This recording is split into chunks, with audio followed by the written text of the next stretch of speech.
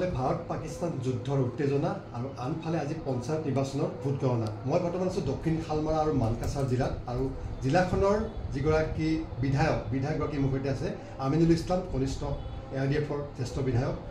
তেওঁ মোৰ সৈতে আছে। আমি সবিশেষ কথা পাতিম, পঞ্চায়ত নিৰ্বাচনৰ কথা পাতিম, কিন্তু তাৰ পূৰ্বে যিহেতু ভাৰত পাকিস্তানৰ যুদ্ধৰ যি যুদ্ধবিৰতি ঘোষণা কৰিছে যদিও কালি দিনটোত এতিয়াও যুদ্ধৰ উত্তেজনা মাৰ যোৱা নাই। বাৰম্বাৰ সীমান্তৰ সিফালে পাকিস্তানী সেনাই যুদ্ধবিৰতি ঘোষণা কৰা 3 ঘণ্টাৰ পাছত দেখিছে কিদৰে তেওঁলোকে আকৌ যুদ্ধবিৰতি উলংঘা কৰি ড্ৰোনেৰে আক্ৰমণৰ চেষ্টা চলাইছে। বাৰম্বাৰ তেওঁলোকে অপচেষ্টা কৰি আছে। ভাৰতীয় সেনাবাহিনীক তেওঁলোকে কিছু এইদৰে আচলতে শক্তি প্ৰয়োগ কৰি নিজৰ তেওঁলোকে এটা যি অভিসন্ধি যি কূটকৌশল তেওঁলোকে প্ৰদৰ্শন কৰিছে, যিটো আচলতে হ'ব নালাগে যুদ্ধবিৰতিৰ পিছত। আৰু তেনেকুৱা এটা উত্তেজনাময় পৰিস্থিতিৰ পৰিপ্ৰেক্ষিতত যি ভাৰত বাংলাদেশ সীমান্ত মানকাছাৰ বিশেষকৈ কৈছোঁ, এই জিলাখন যথেষ্ট স্পৰ্শকাতৰ, কাৰণ সীমান্ত আন্তঃৰাষ্ট্ৰীয় সীমান্ত ওচৰতে লাগি আছে। প্ৰায় 30 কিলোমিটাৰ আন্তঃৰাষ্ট্ৰীয় সীমান্ত আপোনালোকৰ ইয়াত আছে। ইয়াত যথেষ্ট চোকা দৃষ্টি ৰাখিছে BSF-এ। যথেষ্ট কটকটীয়া, আমি বৰ্ডাৰলৈ গৈছিলোঁ খন্তেক সময় পূৰ্বে আপোনাৰ লগ কৰাৰ আগতে। তাত যথেষ্ট কটকটীয়া নিৰাপত্তা ব্যৱস্থা, নিশাৰ ভাগত যথেষ্ট পেট্ৰলিং বাঢ়িছে, লাইটৰ ব্যৱস্থা পোহৰত বেছি কৰা হৈছে আগতকৈ। গোটেই কথাখিনি আপুনি কেনেকৈ চাইছে? সব এইটো পাকিস্তানে যেটো কাম কৰি আছে খালি এইটোৱে নহয়, ইয়াৰ আগত আমি কেইবাবাৰো দেখিছোঁ যে ইয়াত 62 যুদ্ধই হওক 71 যুদ্ধই হওক দেখিছোঁ। তাৰ পৰৱৰ্তী সময়তো আমি দেখিছোঁ যে কাৰ্গিলৰ উৰি বিভিন্ন সময়ত তেখেতক দেখিছোঁ, বা পেহেলগামৰ যিটো হ'ল, তেখেতসকলে সদায় আমাক বিভিন্ন প্ৰকাৰে এটা অশান্ত কৰি ৰখাৰ কৌশল তেখেতসকল আছে। বিভিন্ন কেতিয়াবা শ্লিপাৰ চেল, কেতিয়াবা উগ্ৰপন্থীৰ নাম দি বিভিন্ন নাম দি চেঞ্জ কৰি আমাক বিভিন্ন সময়ত আমাক ডিষ্টাৰ্ব কৰি থাকে, আমাক এটাক কৰি থাকে। সেইকাৰণে মই এইবাৰ যিটো ইণ্ডিয়ান আৰ্মি যিটো ব্যৱস্থা লৈছে, আমি সকলোৱে বিশেষকৈ আমি সৰ্বভাৰতীয় সংযুক্ত গণতান্ত্ৰিক মৰ্চাৰ ফালৰ পৰা আমি তেখেতসকলৰ পক্ষত থিয় দিছোঁ, আৰু আমি এইটো ইণ্ডিয়ান আৰ্মিক আমি লগত আছোঁ, এই কথাটো স্পষ্ট। দ্বিতীয়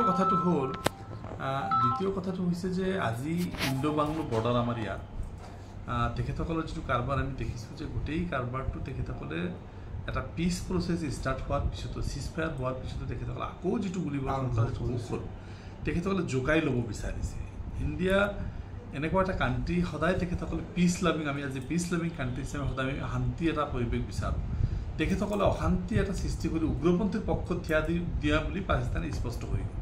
আজি পাকিস্তানে যদি এইটো কাম কৰি আছে, তেখেতসকলে উগ্ৰপন্থীক স্পষ্টভাৱে মানে ছাপোৰ্ট কৰি আছে।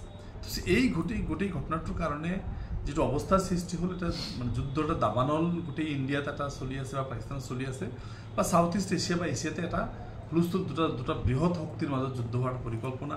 আৰু চাইনাই যেনেকৈ পাকিস্তানক মুকলিমুৱাকৈ ছাপোৰ্ট দিয়া, IMF-ৰ পৰা $1 বিলিয়ন যিটো লোন দিয়া, এই গোটেইখিনি বস্তু আমি দেখিছোঁ যে চাইনাই আল্টিমেটলি বা IMF-এও ইণ্টাৰনেশ্যনেল মনিটাৰী ফাণ্ডো তেখেতসকলক ফাণ্ড দিয়াটো এটা বিশেষ তাৎপৰ্য বহন কৰিছে। এনেকুৱা ক্ষেত্ৰত আমি এটা কথা চাব লাগিব যে আমাৰ যিহেতু নেইবাৰিং কাণ্ট্ৰি বাংলাদেশ, আৰু আজিৰ দিনত ইণ্ডো বাংলো ৰিলেশ্যনটো আগৰ নিচিনা নাই। আফটাৰ হাছিনা ফল হোৱাৰ পিছত ৰিলেশ্যনটো অলপ বেয়া হৈছে, তিক্ত এটা অভিজ্ঞতা আজি আমি লক্ষ্য কৰিছোঁ। এনেকুৱা মুহূৰ্তত পাকিস্তানে বাংলাদেশক ইউজ কৰিব পাৰে নেকি, ঘাটিবিলাক ইউজ কৰি দিব পাৰে নেকি? যদিও ইউনিছে কৈছে যে আমি এইবিলাক নকৰোঁ, এইবিলাকত আমাৰ কোনো ইণ্টাৰেষ্ট নাই, India is our friend country, সেইবিলাক কথা কৈছে। তথাপিও আমাৰ কাৰণে এটা অত্যন্ত চেঞ্চিটিভ, যদি বাংলাদেশ আৰু পাকিস্তানৰ লগত এটা সদ্ভাৱ তেখেতৰ হৈছে, আৰু তেখেতসকলে এই মুহূৰ্তত পাকিস্তানে এটা বদলা ল'ব পাৰে ইণ্ডিয়াৰ থ্ৰু বাংলাদেশ, 71ত আমাৰ এটা পাৰ্ট ছিঙি তোমালোকে বাংলাদেশ বনাই দিছিলে, আজি আমি সেইটো ইউজ কৰি আমাক এটাক কৰিব পাৰে। সেইফালৰ পৰা কিন্তু আমাৰ যিটো জিলাৰ যিটো সীমামূৰীয়া অঞ্চল, আমি কিছু শংকিত হৈ আছোঁ যে এটা পৰিৱেশ হ'ব পাৰে নেকি, বাংলাদেশটো ঘাটি হিচাপে ইউজ কৰিব পাৰে নেকি, এনেকুৱা কিছু কথাটো আমাৰ মনলৈ আহি আছে। কিন্তু বাংলাদেশৰ স্থিতি এতিয়ালৈকে স্পষ্ট যে তেখেতসকলে কোনো ধৰণৰ নিদিয়ে। সেইকাৰণে আমি ক'ব বিচাৰিম যে তেখেতসকলে আমাৰ যিখিনি যুদ্ধৰ পৰিৱেশ এটা হ'ব, নিশ্চয় আমাৰ BSF-এ ইয়াত প্ৰিপেৰেশ্যন লৈছে। আৰু পাকিস্তানৰ লগত যিটো যুদ্ধ আমি দেখিছোঁ, গুজৰাট, হাৰিয়ানা, পাঞ্জাৱ, আমাৰ কি কয় জম্মু কাশ্মীৰ, এই বেল্টটো 26খনমান জিলাসকল আচলতে টাৰ্গেট কৰি আছে। এইখিনি জিলাততো এটা যথেষ্টখিনি হৈছে। আমাৰ নৰ্থ ইষ্ট এতিয়ালৈকেও এনেকুৱা কোনো হোৱা নাই। তথাপি চিকেন লেগৰ কথাটো আহে, চিকেন লেগ যিটো শিলিগুৰি যদি সেই 60 কিলোমিটাৰ যদি আমি চাওঁ, চাইনাৰ এটা টাৰ্গেট সদায় থাকে যে সেই চিকেন লেগটোত কেনেবাকৈ ব্যস্ত বা যদি পাকিস্তানে এইটো কৰে আৰু যদি এটা সঁচাচিকৈ যদি এটা চিৰিয়াছ ৱাৰ হৈ যায়, তেতিয়াহ'লে বাংলাদেশে থ্ৰু চাইনাৰ হেল্প লৈ বাংলাদেশে আমাৰ চিকেন লেগত এটা কৰিব পাৰে। মোৰ এটা ধাৰণা যে ইণ্ডিয়ান আৰ্মি ইমান দুৰ্বল নহয়, আজিৰ দিনত আমি অত্যন্ত শক্তিশালী আৰ্মি, আৰু গেৰিলাত হওক বা বেলেগ চাইডত আমি অসমৰ ভাৰতবৰ্ষৰ পৃথিৱীৰ এটা সপ্তম পাৱাৰফুল কাণ্ট্ৰি, যিটো আমি যুদ্ধ কৰিব কেপাবিলিটিত আছোঁ। চিকেন নেকৰ কথা তেখেতসকলে হুমকি দি থাকে বাৰে বাৰে, মই এইটো সম্ভৱ নহ'ব, আমি এইটো প্ৰতিহত কৰিম। আৰু আমি সীমান্তবাসী ৰাইজ হিচাপে, আমি দক্ষিণ শালমাৰা মানকাছৰবাসী ৰাইজ, আমি কিন্তু ইণ্ডিয়ান আৰ্মিৰ পক্ষত আছোঁ। যদি সেনেকুৱা কোনো পৰিস্থিতিৰ সৃষ্টি হয়, ইয়াৰ আগতে 1971 আমি গোটেই ইণ্ডিয়ান আৰ্মিক আমি আমাৰ ঘৰ বাৰী এৰি দি, আমাৰ অঞ্চল মানে ঘৰ বাৰী এৰি দি তেখেতসকলৰ আমি বাংকাৰ বনাই আমি হেল্প কৰিছিলোঁ। এতিয়া প্ৰয়োজনত আপোনালোকে সদায় BSFৰ লগত আছে, ইণ্ডিয়ান আৰ্মিৰ লগত থাকিব, সদায় আমি BSFৰ লগত আছোঁ। আৰু আমি এটা কথা স্পষ্ট জনাই দিছোঁ, সীমামূৰীয়া অঞ্চল হিচাপে আমি দক্ষিণ শালমাৰা মানকাছৰবাসী ৰাইজ, আমি যদি ইণ্ডিয়ান আৰ্মিৰ প্ৰয়োজন হয়, আমি তেখেতক সকলো ধৰণৰ সহায় সহযোগিতা কৰিবৰ কাৰণে বৰ্ডাৰত যাবৰ কাৰণে প্ৰস্তুত আছোঁ। আমাৰ ঘৰ বাৰী এৰি দি বাংকাৰ খুলি তেখেতসকলক কেনেকৈ হেল্প কৰিব লাগে তাৰ কাৰণে আমি প্ৰস্তুত আছোঁ। আৰু দক্ষিণ শালমাৰা মানকাছৰবাসী ৰাইজ সদায়, যদিও বাংলাদেশ এটা মুছলিম কাণ্ট্ৰি, আমি এটা মুছলিম ডমিনেটেড অঞ্চল, কিন্তু কোনোদিনেই আমি তেখেতসকলক লগ দিয়া নাই। বগৰীবাৰীৰ ক্ষেত্ৰত আপোনালোকে চাইছে, ইয়াৰ 71 চাইছে, আমি কিন্তু আমাৰ দেশক ভাল পাওঁ, আমি দেশৰ লগত আছোঁ, ইণ্ডিয়ান আৰ্মিৰ লগত আছোঁ। খুব সুন্দৰ কথা কৈছে। এই হৈছে জনপ্ৰতিনিধি, আৰু প্ৰতিজন আজি শাসক বিৰোধী সকলো জনপ্ৰতিনিধিয়ে দেশৰ এই যে তিক্ততাপূৰ্ণ সময়ত, এই জটিল সময়ত, ভাৰত পাকিস্তানৰ যুদ্ধৰ যি উত্তেজনাময় পৰিৱেশৰ সময়ত এইদৰেই বিৰোধী কি শাসক সকলোৱে ভাৰতীয় সেনাৰ পক্ষত থিয় দিছে, ভাৰতীয় সেনাসকলৰ মনোবল বৃদ্ধি কৰিছে। আৰু একেই কথা ইতিমধ্যে AIDFৰ জ্যেষ্ঠ বিধায়কজনে কৈছে যে এই দক্ষিণ শালমাৰা মানকাছাৰ জিলাখন যথেষ্ট চেঞ্চিটিভ, ভাৰত বাংলাদেশৰ সীমান্ত আছে, ইয়াত যথেষ্ট দীঘলীয়া কাইটিয়া 13 ইয়াত আন্তৰ্জাতিক সীমান্ত আছে, কিন্তু সীমান্তৰ এইফালে থকা প্ৰতিজন ভাৰতীয়ই প্ৰয়োজনত তেওঁলোকে যুদ্ধকালীন গতিৰে, আচলতে যুদ্ধকালীনভাৱে তেওঁলোকে সকলো প্ৰকাৰৰ সহযোগিতা কৰিবলৈ তেওঁলোকে অকণো কৃপণালি নকৰে। লগতে আৰু এটা কথা মই আপোনাক সুধিব বিচাৰোঁ, যিহেতু আজি পঞ্চায়ত নিৰ্বাচনৰ ফলাফলৰ বতৰ, গতিকে পঞ্চায়ত নিৰ্বাচনৰ ফলাফল এই জিলাখনত এতিয়ালৈকে আপোনাৰ হাতত শেহতীয়া কেনেকুৱা ধৰণৰ আপডেট আছে? 4টাকৈ ZPCT আছে, তাতোতকৈ আচলতে ভাল কথা বুলি মই কৈছোঁ, আপোনাৰ পত্নী, আপোনাৰ নিজৰ পত্নীও ZPC এইবাৰ নিৰ্বাচনত অৱতীৰ্ণ হৈছিল। পত্নীৰ ফলাফলত বৰ্তমানলৈকে কেনেকুৱা ৰিজাল্ট আহিছে, আৰু বাকী সমগ্ৰ জিলাখনত এইবাৰ কেনেকুৱা পঞ্চায়ত নিৰ্বাচনৰ আপোনালোকৰ ফলাফল? দুখনমান জিলাত খুব সুন্দৰ এতিয়ালৈকে। পঞ্চায়ত নিৰ্বাচনত আপোনালোকে জানে, যোৱাবাৰ জিলা পৰিষদ আমাৰ আছিল, ব্লক 2টা আমাৰ আছিল, আৰু মষ্ট অফ দ্য GP আমাৰ আছিল। চ' আমি এইবাৰো আমি অলপ টেকফুলি ইলেকশ্যন খেলিছোঁ। আমি 2টা জিলা পৰিষদ UDFৰ বেনাৰত দিছোঁ, এটা জিলা পৰিষদ আমি ইণ্ডিপেণ্ডেণ্ট খেলাইছোঁ, আৰু এটা জিলা পৰিষদ আমি প্ৰাৰ্থী দিয়া নাই। আমাৰ কিছুমান টেকফুলি আমি কিছুমান কাম কৰিছোঁ। তো মই ভাবোঁ যে এইবাৰো যথেষ্টখিনি জিলা পৰিষদ আমাৰ দখলত আহিব, ব্লকো আমাৰ দখলত আহিব। তো এইবাৰ নিৰ্বাচন যথেষ্টখিনি ভাল হ'ব। এতিয়ালৈকে এটা বিগিনিং ষ্টেজ চলি আছে। এই মেম্বাৰ আমি বেংগলুৰুত দেখিছোঁ, 6-7জন মেম্বাৰ পাইছোঁ অলৰেডি দলীয় সমৰ্থন ফালৰ পৰা। আৰু ধানুৱাটো আমাৰ ট্ৰেণ্ডিং ভাল চলি আছে। আমাৰ যিটো Phekamari ZPC trending very good, আমাৰ চাউথ শালমাৰাটো ট্ৰেণ্ডিং বহুত ভাল চলি আছে। তো আমি আশা ৰাখিছোঁ যে দক্ষিণ শালমাৰা জিলাত UDFৰ ফলাফল যথেষ্ট ভাল হ'ব, আমাৰ পঞ্চায়ত যথেষ্টখিনি দখলত আহিব, আমি লিডিং থাকিম ইয়াৰ এইটো ডিষ্ট্ৰিক্ট। একক সংখ্যাগৰিষ্ঠতা এইবাৰ AIDF থাকিব এইখন জিলা পৰিষদ, আমি একক সংখ্যাগৰিষ্ঠতাই পাম বুলি আমি আশা ৰাখিছোঁ। আৰু ব্লকবিলাকতো আমাৰ যথেষ্টখিনি ভাল হ'ব, আমি আশা ৰাখিছোঁ যথেষ্ট ভাল হ'ব। এতিয়া একদম বিগিনিং চলি আছে, এই মুহূৰ্তে ক'ব নোৱাৰি। আমি এক্সপেক্টেশ্যন ইজ ভেৰি গুড, মানে ভাল হ'ব, নিশ্চয় ভাল হ'ব।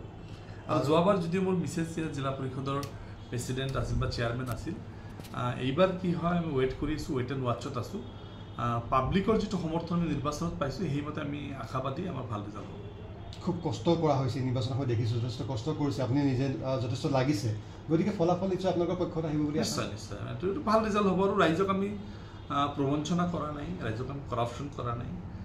বিগত জিলা পৰিষদ 5 বছৰ মোৰ মিছেছ আছিল, মই 4 বছৰ বিধায়ক, কোনো ধৰণৰ কৰাপশ্যন চাৰ্জ আমাৰ এগেইনষ্টত নাই। তো ৰাইজে এইটো বিচাৰিছে যে শিক্ষিত মানুহবিলাক ইয়াত আহিব লাগে, কৰাপশ্যন ফ্ৰী মানুহবিলাক আহিব লাগে। মানুহ যদিও আজিৰ দিনটোত যোগ্যতাক যথেষ্টখিনি গুৰুত্ব দিয়া পৰিলক্ষিত হৈছে। বিক্ষিপ্ত কিবা যিটো ফলাফলৰ দিন, যিহেতু ফলাফল ঘোষণা হৈ আছে, ৰাতিপুৱা 8 বজাৰ পৰা ভোট গণনা হৈ আছে, আপোনাৰ হাতত তেনেকুৱা কিবা খবৰ আহিছে নেকি য'ত কিবা বিক্ষিপ্ত ঘটনা আপোনালোকৰ কোনোবা প্ৰাৰ্থীয়ে এতিয়ালৈকে কিবা তেনেকুৱা খেলি মেলি খবৰ? এতিয়ালৈকে আমি দক্ষিণ শালমাৰা মানকাছাৰত একো তেনেকুৱা কোনো বিক্ষিপ্ত খবৰ নাই, অতি শান্তিপূৰ্ণভাৱে হৈ আছে।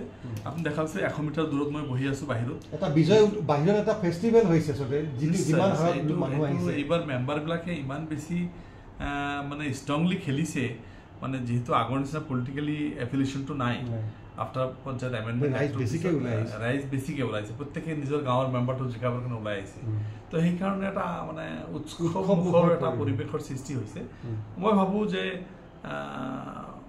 যোগ্য ব্যক্তিবিলাক ওলাই হওক আৰু পঞ্চায়ত ৰাজৰ জৰিয়তে গাঁৱৰ উন্নয়ন হওক এইটো আমি বিচাৰোঁ শেষ প্ৰশ্ন পঞ্চায়ত নিৰ্বাচন মানে ২৬ৰ বিধানসভা নিৰ্বাচনৰ এক প্ৰকাৰ ছেমি ফাইনেল কাৰণ মাত্ৰ ৮-৯টা মাহে থাকিবগৈ গতিকে এই ছেমি ফাইনেলখনৰ পৰা আপোনালোকে কিদৰে শিক্ষা লয় কিদৰে আপোনালোকে মটিভেট হয় ২৬ৰ ৰণৰ কাৰণে প্ৰস্তুত হ'ব চাওক এটা কথা স্পষ্ট আফটাৰ পাৰ্লামেণ্টাৰী ইলেকশ্যন চবেই ভাবিছিল UDF নাই UDF শেষ হ'ল UDF গুচি গ'ল বহুত কথা ওলাইছে UDFে মানে আমাৰ মিডিয়াবিলাকেও যথেষ্ট ইম্পৰ্টেণ্ট দিয়ে বাদ দিলে আমাৰ কাউণ্ট কৰাই বাদ দিলে কিন্তু অসমৰ ৰাইজে বুজি পালে যে UDFটো আমাৰ কাৰণে কিমান প্ৰয়োজন UDFটো ভয়েচ অফ দ্য ভয়েচলেছ পিপল এই কথাটো স্পষ্ট আৰু লাঞ্ছিত বঞ্চিত নিষ্পেষিত মানুহৰ কাৰণে সদায় মাত মাতি আহিছোঁ আৰু মাত মাতি যাম ৰাইজে এই মুহূৰ্তত যিটো সমষ্টিত আপোনালোকে দেখা পাইছিল যে UDF শেষ হৈ গ'ল ধুবুৰী পাৰ্লামেণ্টত আমাৰ বদৰুদ্দিন আজমল আমাৰ যিজন সভাপতি 10 লাখতকৈ অধিক ভোটত হাৰিলে আজিৰ দিনটো দক্ষিণ চৰমাত লিড কৰি আছে ধুবুৰীত লিড কৰি আছে বৰপেটাত লিড কৰি আছে বঙাইগাঁৱত লিড কৰি আছে